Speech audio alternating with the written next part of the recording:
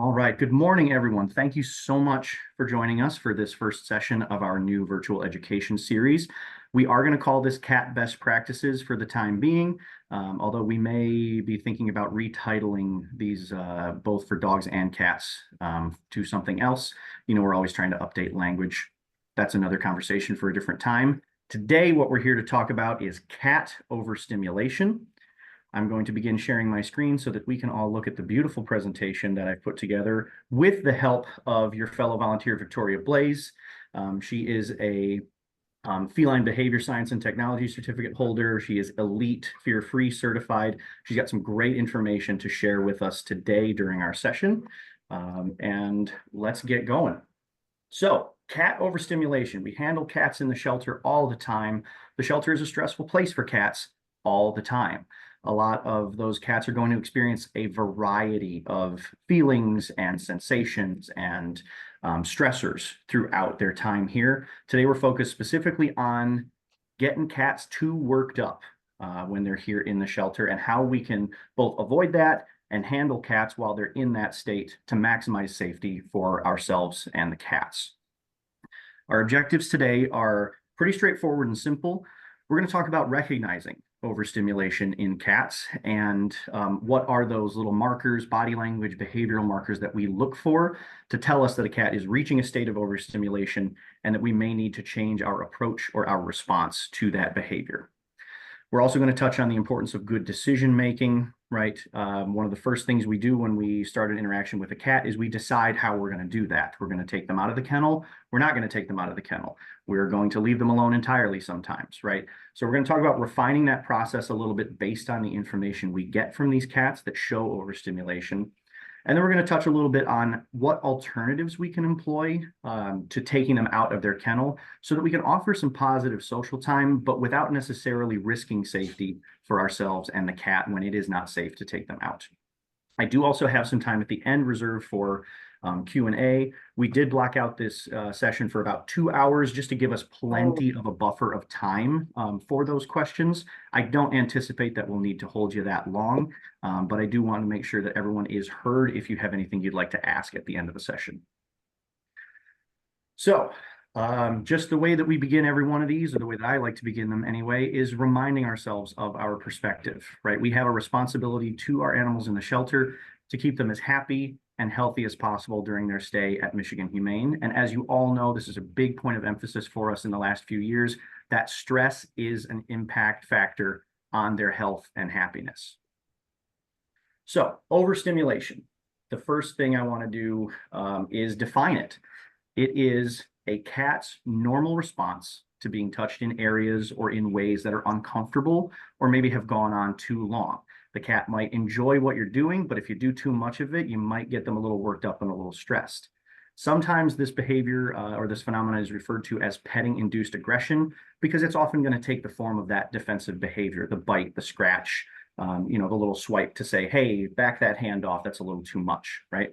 But that's how we get bite and scratch incidents in the shelter, so we want to talk about how to avoid that.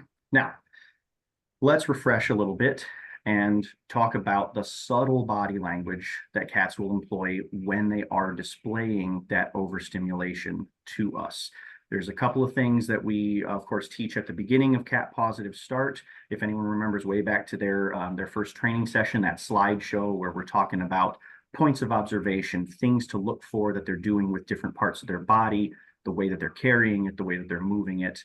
Remember that we can find meaning in just about everything that a cat does. Anything that they do within our attention span, within our sight, is going to be able to tell us something about what's going on with that cat. So for that purpose, we're going to look here at the cat fear, anxiety, and stress spectrum, as well as the main 8 points of observation for animal body language. That's on this next slide.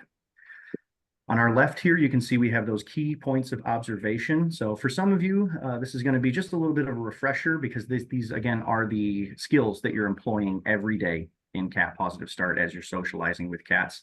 We're looking at body posture. We're looking at what are they doing with the hair? What are they doing with the eyes, the ears, the mouth, right? Every body part has something to tell us. Are they carrying themselves loose and upright? Are they crouched and stiff?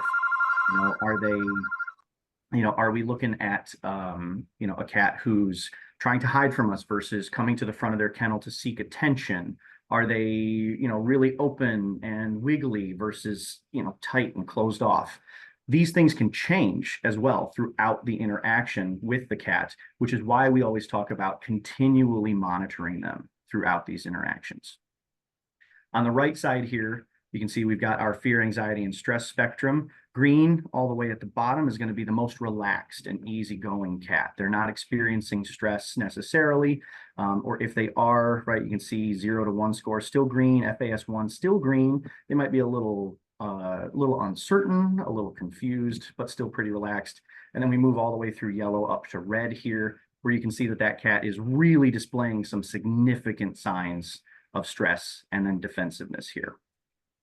So when we are interacting with cats, we are looking for everything all at once, essentially. And I know that seems like a lot, but you'll catch these little things, right? When the tail twitches, that's motion. You'll catch that even if it's in your periphery. You can kind of catch what's going on. If they're picking their ears up, putting them down, right? As long as we're keyed in and we're kind of attuned with the animal that we're interacting with, we're going to pick up these little things that might not necessarily deliver upon us any meaning, in the moment, but we might notice them and later on be able to look back and say, well, yeah, that was, his tail did get a little twitchy and it was flicking a little bit. And then it started to really sway pretty fast before he turned and swiped at me. Maybe I had my hand on his back for too long, or I was, getting under the chin and I got just a little too rough under the chin because I was excited to be scratching a cat under the chin. Right? These are the little things that we look for. So often I hear about them being noticed after the fact, oh gosh, yeah, that cat that swiped out and scratched me, and so I need a Band-Aid. He did kind of, move his ears a little weird right before it happened. So the goal here is to put ourselves in a place of mindfulness where we can notice that behavior. We can notice these little changes during that interaction and adjust our approach, adjust our handling, and sometimes even choose to end an interaction with an animal before we've pushed them to that point where they are just feeling too much and needing to express it somehow. Okay, recognizing overstimulation. Again, here we are talking about what to pick up on, what to look for. And of course, what you want to do is you want to make sure that you are reading your information beforehand. I want to really impress upon everyone that anytime we have any kind of idea that this cat is overstimulated, before they're moved up to the adoption floor or put into a certain kennel, especially if they're moved from area to area, we're going to take all that info with them. We're going to put it in kennel cards. We're going to put it in their waivers, beneath that pink or blue sheet. So that anyone handling the cat or anyone looking at the cat for adoption can get that information about them and make a more informed decision about whether to handle, whether to adopt, and just, equip everyone for safety, right? If that cat's biography on their kennel card says overstimulated, there's your best clue, right? Be ready, because an overstimulated cat that we know is overstimulated, we're going to tell you about that. A great example is over here at Westland, Robin's Egg. She's a really, really, really sweet gal. She's been up in the cat colonies for a little while now. She loves attention, and she's going to seek it from you, and she's going to, come up on you and hop in your lap and be rubbing and ready to go and be so excited that you're going to say hi to her. And then you're going to stroke her forehead twice, and she's going to say, wow, that was a lot. I think I might try to swat at you now. Right? She has a real short fuse for the stimulation behavior, from all the touching, from all the play. She tends to get worked up pretty quick. We learned that about Robin's Egg pretty early on, and so if you read her bio when you get in her housing area, look at the kennel card, it's going to say overstimulated right there. There's going to be a waiver behind it. Really, a preponderance of information. Now, that's not to say that you may not encounter a cat and you may be the first person to learn that the cat gets overstimulated and you're finding out new information about that animal. That is a great opportunity for me to plug the behavior concern reporting system. So we have a binder here at Westland. We have a binder in Allie's office at the Mackey Center. where you can go in and you can report a behavioral concern for an animal. And if you're seeing this with a cat, definitely report it. If we can get an overstimulation waiver and update the bio for a cat, we may be able to help them make a higher quality placement into a home that's going to be prepared for that kind of behavior, and has maybe a little bit more pre-installed patience for that behavior because they know about it in advance. I've already mentioned it once, but I love to repeat myself. Monitor that body language throughout your interaction, right? We're always observing them. We're always updating our assessment of how they're feeling, what their mental state is like throughout our interactions, because it can change and it will change. A great example of that is just a couple of weeks ago, we had a big old tabby fella named Charlie. He got into an acquaintance room with a volunteer for just a normal interaction, normal socialization. And about halfway through, he decided that he was finished, not just with the interaction, but with that volunteer, with being in the room. So he started hissing and getting defensive. The volunteer made a great choice by stepping out, finding a staff member to get some help and putting Charlie back. But that is a great example that it will change during an interaction. And it can change in a way that renders it unsafe to continue with the animal, especially if the cat is getting super overstimulated, very worked up, and agitated and stressed. Little things, right? We've used the word subtle already. These are little signs. They are sometimes easy to miss if we don't remain very observant and vigilant with the animal when we're working with them. Tail twitching, head whipping, even things like the ears changing position. Were they up half a second ago and all of a sudden they're flat? Take that as a cue that something has changed. Maybe there was a noise or something, another stimulus the cat noticed. Maybe it's something you did, right? But we want to notice when those changes happen so that we can get a little bit of warning, maybe that the cat is reaching a state of, hyperarousal or overstimulation, and that continuing might render us unsafe. The big bullet point here on this slide that I do really want to impress upon everybody, it is extremely rare that a cat will bite you or scratch you without showing warning signs first. I hear the story pretty often. I was hanging out with the cat, we were having a great time, and then just all of a sudden, he changed and I got scratched or I got bit, or he jumped off my lap and started spinning in circles really fast around the room and going crazy. These things don't necessarily happen in a vacuum, and the cat that is going to do those things without warning you is a rare cat. There really aren't many of them, and I can guarantee you we don't have a ton of them in the shelter. They are really communicative animals. They're social animals. They're going to show you quite a few signs that things are headed south before they really end up in the extreme behavior zone. Now, I'm going to take a moment here to turn it over to Victoria. Victoria's got some tips for us on safely interacting with cats when they are in a state of overstimulation, and how to interact with them in a way that does not raise their arousal level to that point of overstimulation. I'm going to stop sharing my screen briefly so that Victoria can occupy all of our attention. Hi, everyone. I am excited to be here with all of you. Can you tell me, am I on a big screen or am I little to you all? Am I big screen?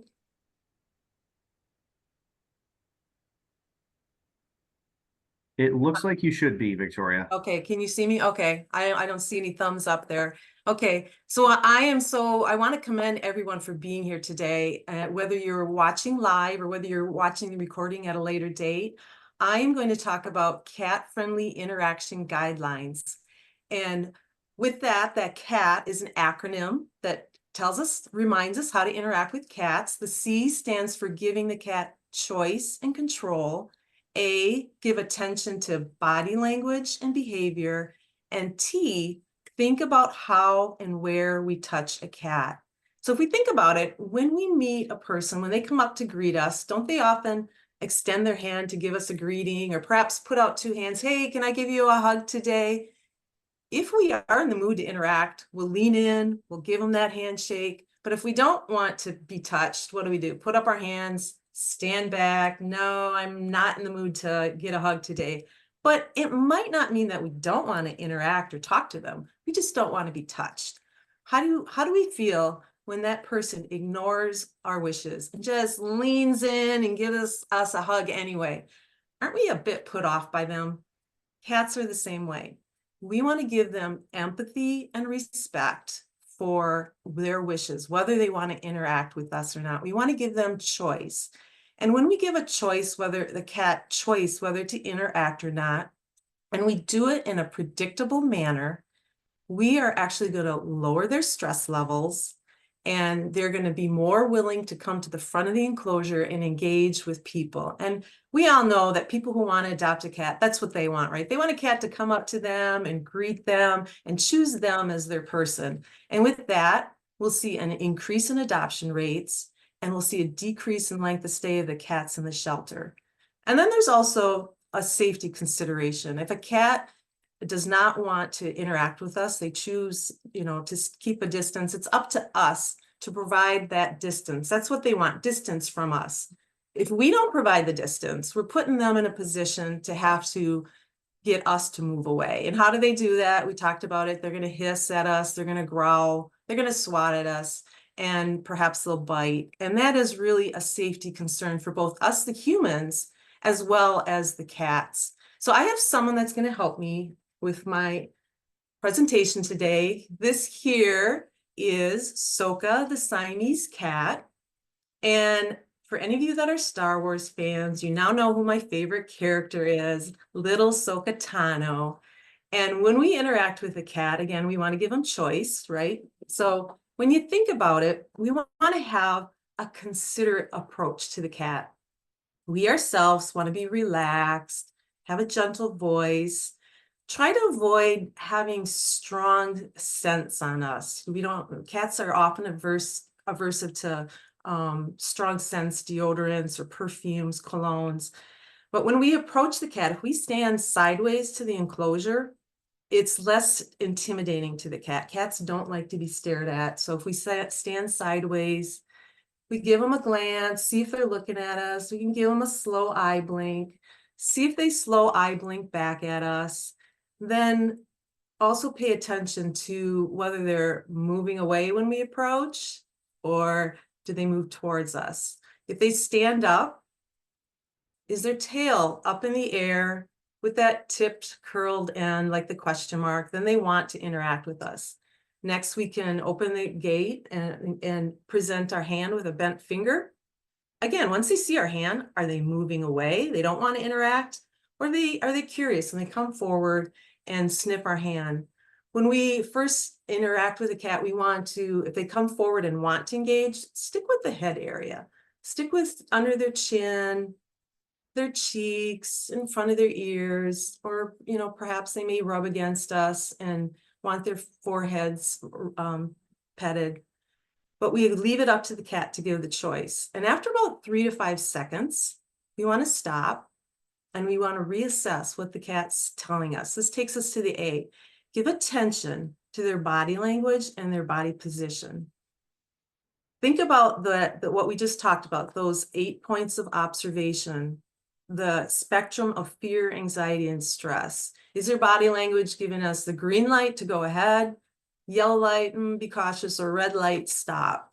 So with overstimulation, we really want to pay attention to the red light body language. So what is that? Kellen covered some points really nicely. Take a look at their ears. Are their ears flattening? Are they looking away for where to escape?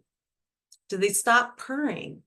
They stop leaning into us. They stop letting us rub them, giving them scratches. Do we see their head shaking or their body shaking? They start to groom themselves. Or perhaps their back. When we look at their back, does their hair start to ripple, or their hair stands up on the back of their backs? Again, we talked about overstimulation. When a cat starts to move around really quickly, they get a little bit agitated, their head whips over and looks at our hand, or their tail starts to flick back and forth. Pay attention to their mouth. Do we see their tongue stick out? Again, the cat is getting overstimulated. We want to stop, move away, close the gate, use a different form of enrichment for the cat. Many cats enjoy watching a string toy being moved around, or you could put the string toy inside the enclosure and move it around. There's many ways we can give them enrichment without having to have that touch, if that's what they choose. So this takes us to the T. Think about where we touch the cat. Each cat's an individual. So we want to let them tell us where we want to they want to interact. So when we present that hand, they're going to move towards us if they want to be petted. If they do enjoy that, I like to play a game, come to my hand. So when we present our hand, they come to it, we give them that little massage, move the hand a few inches away, they come to it, move it, they get the pet. And we can get the cat to move from one side of the enclosure to the other side of the enclosure if that's what they choose to do. And we're actually will teach the cat that when they see a hand, it's predictable that if they come to that hand, they get something they enjoy, that chin scratch. So we also have a nice diagram that Kellen can bring up again for us that shows the areas of the cat that generally like where they like to be touched. The green light is around the face, the areas that they often enjoy, or yellow area on their flanks, the side. They may or may not like it, but they may lean into you, so you know that's what an area they like. But for cats we don't really know well, avoid the tail area and avoid the belly area. So think about that acronym, CAT, cat, when we interact with the cats, and we can remember the C stands for giving the cat choice and control, whether to interact or not. Give attention to their body language, and think about where we touch the cat. And when we interact in a way that's predictable to the cat, then it's going to lower their stress. And in the future, they're going to be more likely to come to the front of the enclosure to engage with people and be adopted even quicker. Fantastic. Thank you for that, Victoria. So as you can see, here's that diagram. Now keep in mind, some cats are going to enjoy attention in some of these areas more than others. They are all individuals after all, but this is a really good guideline for like where to start, right? If you're working with a cat you don't know, and this is maybe your first interaction, this green zone here is a great place to begin, right? Showing just, you know, a little bit of attention. Like Victoria said, allow them to choose that attention and come to you before we move on to, you know, any of these higher risk areas if they appear to be interested in that attention. So we've talked about recognizing things. We've talked about what our approach can be when we are interacting with the cat. What I'd like to touch on next is when not to decide to interact with the cat at all, or how to decide what we're going to do. Now, remember, Victoria said that predictable behavior is a really, really helpful thing for cats to observe, right? Because if they can expect the same thing from humans each time, they're going to begin to trust us a little more, and we can make some progress there. So main thing here, top bullet point, the question I'd love for everyone to ask themselves when they are undertaking an action with a cat: will this particular thing add or subtract stress from this cat's day? Is this particular thing going to cause significant stimulation or not? Am I going to be improving their stay with us by doing what I want to do? Right. And that's going to help us kind of govern those decisions with a perspective that is focused on the cat's well-being. Remember, that is our main responsibility, aside from safety, when we are interacting with these animals. Use that body language and that kennel card info, right? You've got two great sources of information before you even begin the interaction. What's the cat look like already? And what does that kennel card info tell me about them? You know, so that we can take different steps, we can do different things, and we can adjust the nature of that interaction to maximize safety and effectiveness for us. So if that kennel card, for example, says that the cat's escape artist, you know, not necessarily the biggest of a concern on paper there. We know that we can, okay, maybe we just need to be a little careful taking them in and out of the kennel. But then we add in this other wrinkle. We approach the kennel and that cat's pupils are already dilated, their ears are perked, and maybe that tail's twitching a little bit. At that point, I would question whether or not I want to open that kennel with a cat that says they're an escape artist who's already showing me some stressed out, high arousal signs there. Because I personally don't love getting cats back into the kennel It's kind of a chore. It's tough because they get even more stressed out when they leave the kennel most often because they don't know where to go after they get out of their little enclosure. They're in a new space that they don't know how to navigate. It's not likely that they relax once they get out there. Um, that does give me the opportunity to just touch on this one little procedural item just to refresh everybody's memory. The way you handle an escaped cat. The main thing to remember is to go grab a staff member and let them know that the cat escaped and where. If you can, ensure the room is sealed, whatever exits there are closed. And then, of course, like I mentioned, with that stress level of theirs is going to rise when they get out. We don't want to pursue them right away because that may result in defensive action of scratching, biting, because they don't want to necessarily be chased down and shoved right back into the spot that they came from. Okay. I would like everyone also to just keep in mind that we are responsible, excuse me, for both our own and the cat's safety, right? So any risk that we decide to take is a risk for both of us, not just ourselves. Choice. Victoria touched on this already a little bit with importance of allowing the cats to choose the attention that we give them, right? It is so huge for them to be able to reject or ask for things here because they get so very few opportunities to make these choices, right? No cat has ever walked through the front door of the Berman Center here in Westland and said, hello, I'm a homeless cat.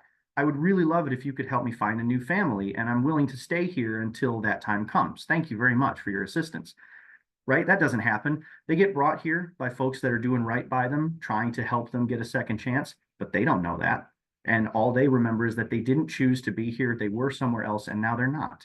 So anytime that we can allow them to take back just a little bit of control over their stay, we're doing huge things for their mental state and increasing their chances of adoption by keeping that stress level down and allowing them to show more of their true relaxed selves to the adopters that are coming through the building and looking for that cat that's really going to be that lifetime companion for them. So choosing, in that same theme here, we can choose as volunteers to do things other than take cats out of their kennel. We can choose to do things other than open the kennel door. And we can do those things while still achieving the result of a positive interaction with the cat. So just like Victoria was saying, we can do simple things, use that cat method to just kind of walk in there and start blinking slowly at cats, see who responds, and then maybe start, repeat that a little bit with them. See if you can get a rapport built up by just going, hey, little one, how you doing? Hi, nice to see you. And then do you get it back? Great. Take some time with that cat. Let them bounce these signals back and forth off of you so that they can begin to predict our behavior. Other things you can do that don't even involve directly interacting with the cats, auditory stimulation. So they love to hear things, anything they can listen to. It's almost like you're putting on the radio for them. Go ahead and put on the radio for them. Pull up I have the iHeartRadio app here on my cell phone. Fire it up, put on a classical music station or a talk radio or whatever, and then just kind of wander around and let them hear the world outside. Read a book to them, read a magazine, tell them about how your day is going. That's really fun. You can just sit there and just like talk about yourself. They're like a therapist that can't talk back to you in some ways. These things that just engage their brain and make them pay attention to something. These are going to be useful things to help them keep that stress level low. When you're using your phone, of course, to do that, it's a great idea to, pull up, your Spotify or radio station or whatever. I would recommend against playing videos for the cats. They can get some good stuff out of visual entertainment, but do you really want to sit there and just kind of hold your screen up to the cage bars for the cat so that they can get a good look at it? Not really. It's not the most productive possible way to entertain them. Instead, go to the supply area here at the Berman Center. They're right in that kitchen in between the two cat adoption rooms. We've got bubble wands and bubble solution, pinwheels. You can just wave the bubble wand around and let bubbles float all over the room and catch the light and put off rainbows and prisms. That's going to be entertaining to the cats. They're going to watch them from the ceiling all the way down to the floor when they pop. Get up the wand toys, and you don't even have to put them in through the cage. You can just wave the wand toy in front of the kennel. That's visually stimulating. Do a ribbon dance. Stand in there and just wave it all around yourself like you're at the Olympics. They'll be so entertained by that. And you don't have to open a kennel to do that, but you're leaving them with a little bit less stress for the day. Another favorite technique of mine, walk by treating. Again, this is a way of instilling predictable behavior into these guys, or at least demonstrating it to them, I should say. Walk by, and if there's anybody that you're not going to interact with today, give them a hello, give them a slow blink, drop a treat, and move on. They're going to get a reward for doing literally nothing but tolerating your presence, which is what we want them to be able to do. So just drop it by everybody. Everybody on the adoption floor can have them. Go ahead, toss them in, but do keep on the lookout for those eval is feeding me signs. When we're controlling the diet, right, we don't want those cats to have extra treats because we are measuring what they eat in order to achieve a specific result. There we go. Okay, so we have been remarkably efficient today. We did plan quite a bit of time for this session, like I said, but I did want to make sure we had enough of a buffer for questions. So at this point, what we've reached is just to talk about the takeaways here. So the main things to remember, right? Stress is our main opponent in cat positive start. We want to be mindful of how our actions are going to either raise or lower those stress levels. We want to keep in mind those techniques for stress-free interaction and for slow exposure to stimulus so that we aren't working those cats up too fast by interacting and getting on them too quickly, right? Choices are going to matter. Our choice and the cat's choice, they matter. As many choices as we can give the cats, they matter. The choices that we make are going to determine whether or not neither of us is at risk for our safety or both of us is at safety risk. I didn't really touch on it too much in the earlier slides, but I love to emphasize asking for help when you're uncertain. If you see something new from a cat, something you've never seen before, or if you are witnessing behavior that you just don't know how to interpret, right? You are never in the wrong for going to ask someone to put their eyes on that animal and tell you what they think so that you can make an informed decision about how to safely interact, right? It is really, really important that we make these decisions with the best possible judgment and using all the information we can. Because like we said, overstimulation leads to defensive behavior. Scratches are accident reports we have to make. We don't love to have accident numbers go up. But then bites, of course, bites are going to hold that animal up from adoption for 10 days while they have to be quarantined for possible rabies exposure. That's a state level regulation. We are bound by it regardless of the circumstances. If it was an accident, if it was a misunderstanding, if a skin or if a tooth breaks skin, I should say, it is a bite and we have to treat it that way. So if it was an avoidable bite, right, then we're putting that animal off their adoption pathway temporarily for something that we maybe could have prevented, you know, with different choices or with slower action. We want to make sure that we're doing everything we can to get these guys adopted as quickly and as happily as possible. And that includes, right, avoiding these potential accidents that may cause a delay for their adoption. Finally, the general main thing to keep in mind when you're interacting with cats in the shelter environment, of course, it's a great best practice to have when you're working with cats in any situation, go slow, be watchful, pay attention to what they're telling you. These cats are creatures, like we said, with free will. They will respond to stressful stimuli and to stress in the best way that they can. And we really can't blame them for it. If that takes the form of a bite or a scratch, we really can't blame them for it. They're doing the best that they can for themselves in this environment. So the best that we can do for them, right, is to not put them in a position to have to consider defending themselves from these folks that would be otherwise their caretakers. Okay. As always, once again, we like to remind everyone, it takes a community. We could not do the things that we do with these shelter cats without our dedicated volunteer corps. Your efforts with these animals, with cleaning, with our special events, it is all deeply appreciated. I want to thank everybody for attending today to give us the opportunity to talk about these concepts and to hopefully broaden everyone's understanding of cat overstimulation and safety around cats in the shelter. And I would like to open it up at this point to questions. If you would like to raise your hand, you can, and I can unmute you for a question on microphone, or feel free to throw them in the chat. We do have Victoria here as a resource for us if you have any behavioral questions, and I can address anything procedure and policy-wise for our volunteers here.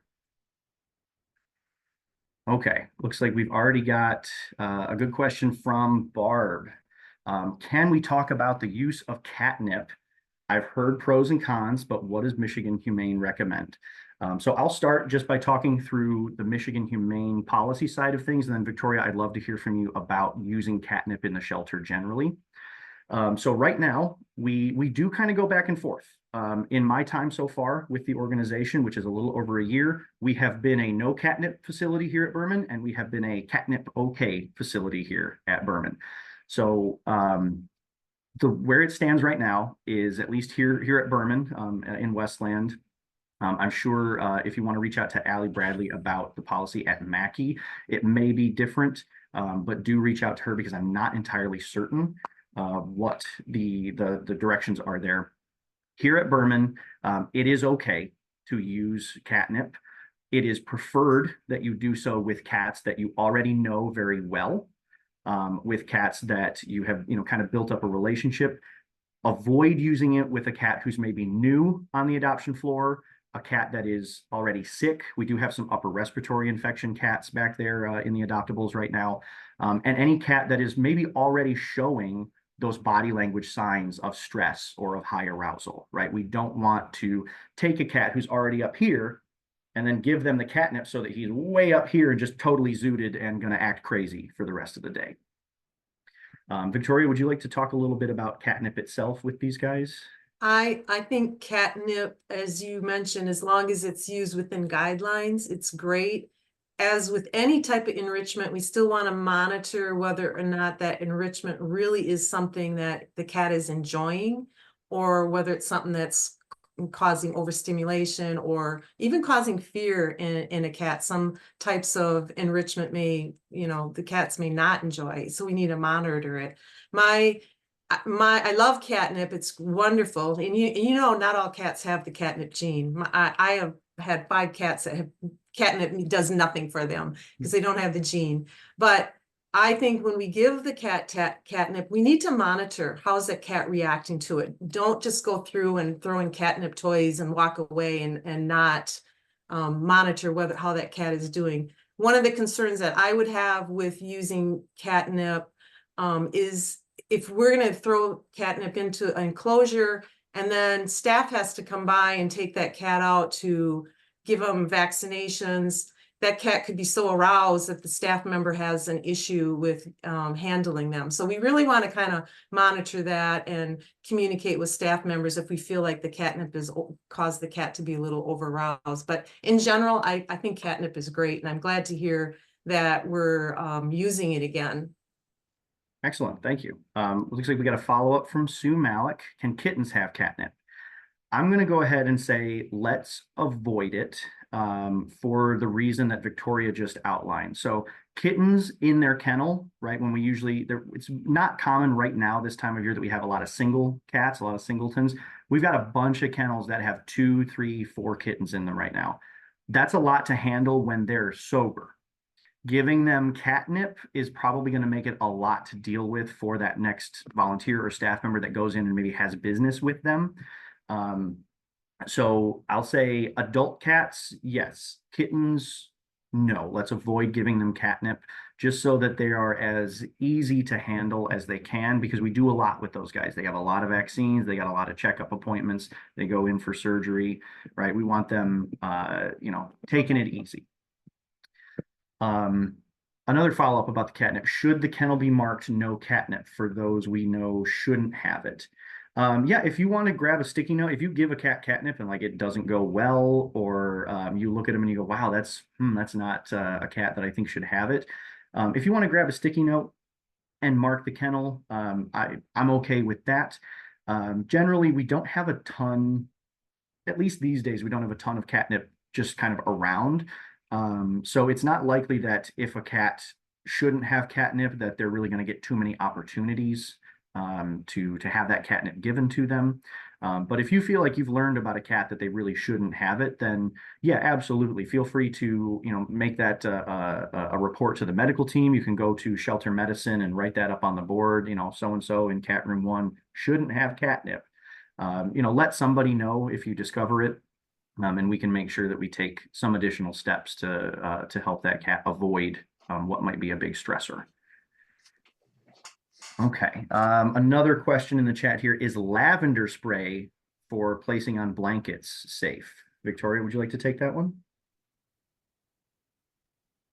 I think we need to be really cautious about if it's an essential oil, because there are oils that are not healthy for cats. I can't say I know where I don't know a source of where you can find different scents of lavender that would be safe for cats.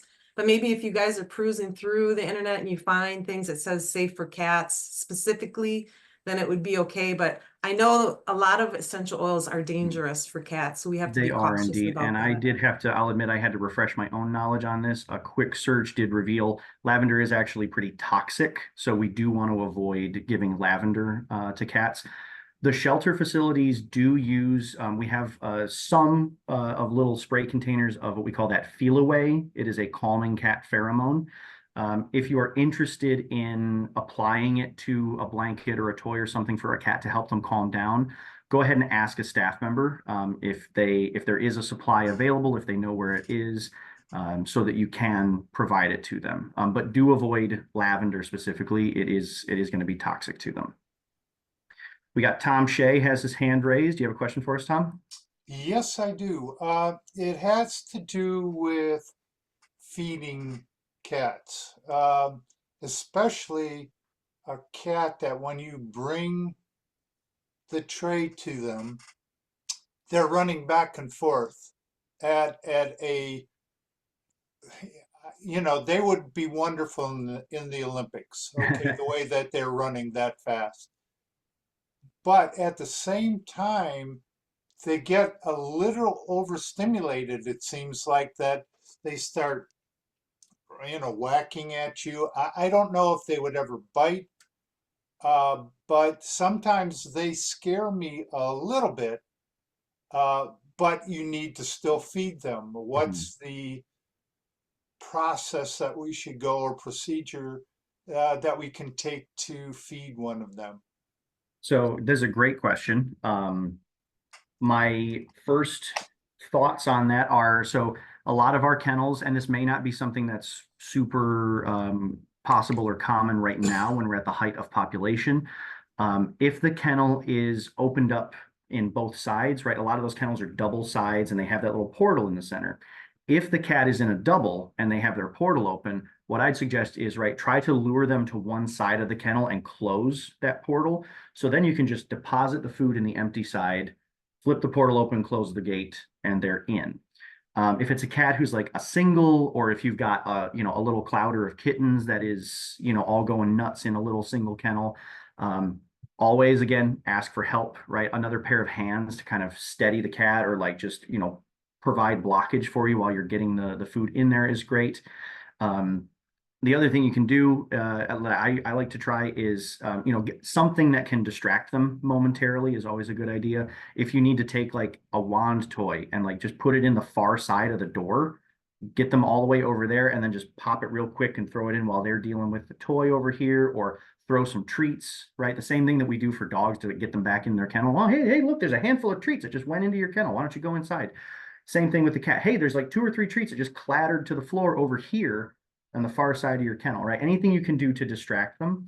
But if it really feels like you can't get in that kennel to deliver their food without something kind of going haywire, I'd say the best solution is to grab a second pair of hands that can get in there and just kind of help you manage things.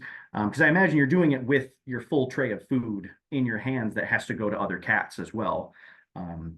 So yeah, get help if you can. Distract works if you're going to be dealing with it on your own. And the best possible outcome is that they just have both sides of their kennel open, and you can just push them into one side, close it, and then feed on the other. Thank you, sir. Okay, does anyone else? We've got no other questions in the chat. Would anyone like, who has something itching their brain? I know that we can't have gotten through all of the questions that quickly. I just wanted to comment too that if any of you would like to have a download of the body language, the 8 points of observation, or the FAS, the spectrum of fear, anxiety, and stress with all the body language, I'm sure Kellen can give us a link to that, because I know I review that all the time myself. It's just really great to keep reviewing body language, whether to interact or not to interact. So Kellen, I'm sure can get you a link to download that for yourselves. Yes, thank you for bringing that up.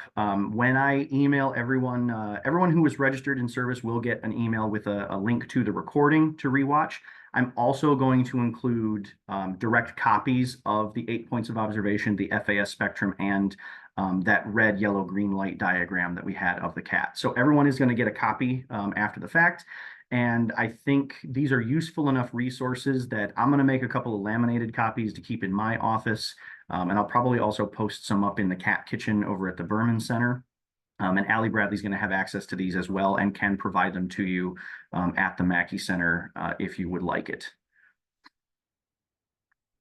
Okay, let's see. We have got another question. My station doesn't offer an area to take the cat out to play. I have walked a few cats. Any other suggestions to exercise them? Well, you can get them pretty active within the shoreline kennel itself. It's not the biggest area, but even something like, a game where you're going to put the wand toy up on that upper ledge and make them jump up and then bring it down and make them jump down, that up and down, that's exercise for them. It's we're not necessarily going to be able to get every cat, the kind of exercise that a dog is going to get who's getting walked, up to three times a day by volunteers and staff. It's really, for cats, it's a lot of the mental stimulation, the mental health that we can help them with. Just because by nature, those shorelines are right there about 1 cubic meter or so, roughly. That's not the most space in the world, but it's comfortable enough for them. And there's enough room in there that we can just make them move a little bit to kind of, at least shake some rust off the bones and get their joints nice and loose. So yeah, definitely expand your horizons as far as like that in-kennel enrichment goes. Those wand toys are great tools. I love wand toys so much. Yeah, I really like the wand toys too, because when you think about a cat, they're predators. So they want to go after prey. So when we go through the whole hunt sequence with a wand toy, they don't have to be moving all the time. It's great stimulation for them. They give off stress reducing hormones just by watching it move around, stalking it, chasing it a little bit, even if it's just 5 or 6 inches, grabbing it, chewing on it, just doing that, and give them a piece of food after. Temptations I find most cats like temptations. Giving them a piece of treats afterwards. That whole prey sequence can just do so much to reduce a cat's stress in an enclosure. Absolutely. Another question from Diane. Can you please suggest the best way to socialize with a mom cat with kittens? Victoria, I would love to hear your thoughts about that. Of course, we have to be careful. Mom cats are just so protective of their kittens. So can I hear more information on what you mean by that? Is it with a mom that's being protective? Or not necessarily, just in my, for me, I kind of, when I see a mom cat with 4 or 5 kittens, I tend to think, oh my gosh, if I open the door, then the cats are all going to get out. And, I'm not sure how the mom's going to respond. So, I guess just any suggestions, because I've done it somewhat, the ones I've socialized with, the mom cats have been friendly. So Yeah. I'm able to socialize with them and pet them. And then they also will let me pet their kittens. Yeah. But, it is important to be able to socialize with them if we can. So would it be basically the same way treating the mom, watching the signs as any other cat? Yep. Yep, you're doing perfect, Diane, with what you're doing, watching. And usually the enclosures will again have a sign if they know a mom is super protective and might, nip at someone coming in. Then you just kind of have to wait with those moms. But exactly what you're doing, watch the body language. They'll usually get up and come forward when they want to interact. The poor kittens are nursing, and the mom's like, "I'm leaving you Right. alone." So we do have to watch that too, because we want the mom to be able to nurse. But just what you're doing, interact that way. Okay, thank you. Great answer. And sometimes avoidance is just going to be the thing, because you will get a mom she's not going to be very receptive to having folks in her space with her little kittens in there. So, give them the pass by if they're not into it. But yeah, a friendly mom, you want to just stay observant, stay mindful, maybe a little, extra mindful, just because you do have the whole family in the same enclosure when you're working with them. Another question here from Barb. Do you need to do a towel wrap before moving a cat from their cage? I've been taught to do this, but I see other volunteers just pick them up from the cage. So it's going to depend on the cat a lot of times. Some are going to need a little bit of constriction to get from place to place. If it's a cat that you are trying to get out and it becomes clear that like they need to be wrapped in a towel to leave the kennel, I would first stop and ask if taking that cat out of the kennel is the right decision. If you're going to need to like actually confine them like that in order to even remove them. Some cats are going to deal with just being, picked up and put on your shoulder better than others. So I'd say, with cats, it's a great idea to just do what works for them. Some cats are going to need a towel wrap to be successful. What I like to do really is the bare minimum I do is throw one over my shoulder, just so that when those claws come out, they're not going right into my flesh. They're going into that towel to give me a little extra layer of protection. And then do just make sure, right, that when we've got them held up here by the shoulder, that they are not facing the other cats in the room behind you, right? We want to take them to our destination without getting too much chance at eye contact with the other felines in the room. Okay, any others? Does anybody want to throw anything in the chat or raise their hand? Did we answer Barb's question on could you maybe post something about behavior signs? Behavior signs. Let's talk about that offline, Barb. I'd like to get some more clarification on that. Any other questions coming to mind? Anyone like to raise their hand or throw it in the chat? Can wait a moment if anyone wants to take a second to type.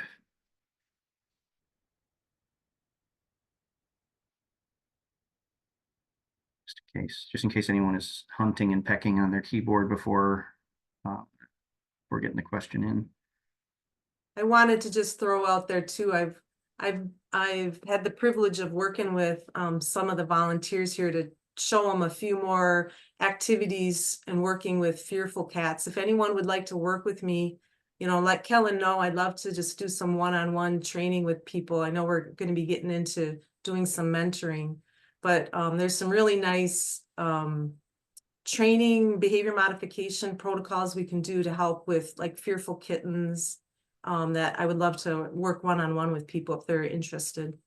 Absolutely. You can get in touch with me if you're interested in that, or if you have any questions that you would like to address offline. Please feel free to just email me after the fact, and I'll be, happy to respond to anything that you're not interested in sharing here. We got another one from Pam. You mentioned no eye contact with other cats when removing a stressed cat. Why is this? Does this create more stress? Short answer, yes, it does. It stresses cats out to look each other in the face, right? Same reason that dogs don't love direct eye contact from humans. They have their eyes in the front of their head like we do. They're predators, right? So if a member of this predator species is looking right at you in the eyes, you're being presented with their basically their hunting face. This is the part of their body that they use to hunt. So you're going to make that cat feel a little bit like prey if a fellow hunter is like staring right down the barrel at them. So by taking a cat out of their kennel and allowing them to face the other cats in the room, they might just be going, all right, I'm looking at you, I'm looking at you, I'm looking at you, I'm looking at you. And now by the time I get to my acquaintance room, holy cow, man, did you see all those other cats? They were looking right at me. They're going to get me. I'm being hunted, right? It's a stressful experience for them to just lock eyes. especially in an environment where they're not getting the opportunity to meet these other cats, to socialize normally with those cats. They're really confined and separated.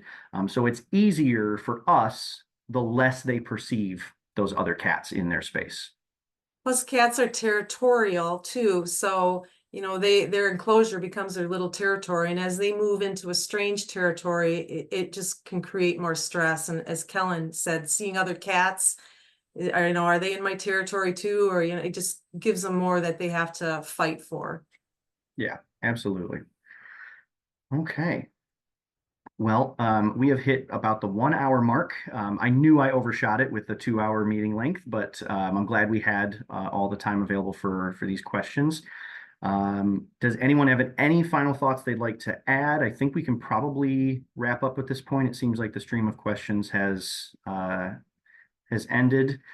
So again, thank you all for attending with us today. This is the first of this new series. I'm really hoping that we can continue this with future sessions about more concepts and really just kind of beef up our overall behavioral knowledge of cats and start doing a real quality job for these guys during their stay here.